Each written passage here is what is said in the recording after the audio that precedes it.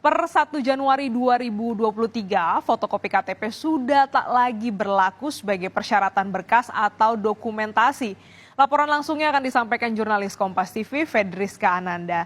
Selamat pagi Rizka, jadi apa yang akan menggantikan KTP sebagai syarat pengurusan berkas atau dokumen?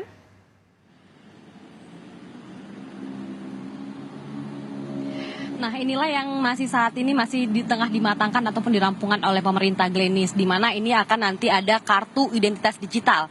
Kartu identitas digital ini sedikit berbeda dengan elektronik KTP yang selama ini kita miliki, di mana kalau misalkan kita menggunakan elektronik KTP ini harus mengfotokopi begitu ya ketika harus mengurus dokumen-dokumen administratif lainnya.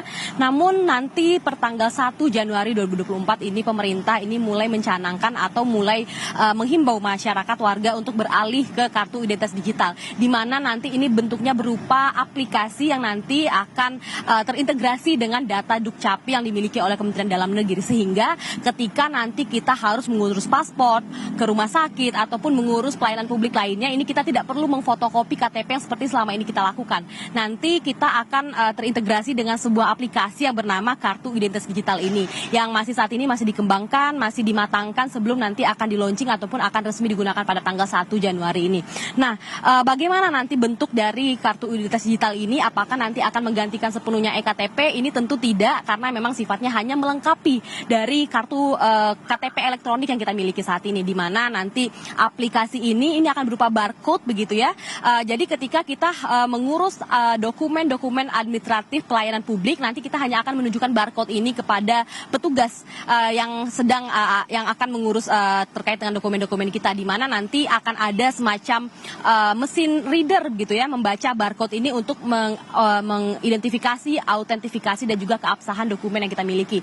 Nah, bagaimana cara untuk kemudian meregistrasi dan juga menggunakan aplikasi ini nanti? Nah, kita semua nanti bisa menggunakan ataupun mengunduh di platform ataupun App Store dari masing-masing smartphone kita, dan kemudian nanti tinggal meregistrasi dengan cara kemudian memasukkan nomor NIK kita, dan kemudian nanti kemudian membuat akun dan nanti akan diberikan semacam password begitu ya.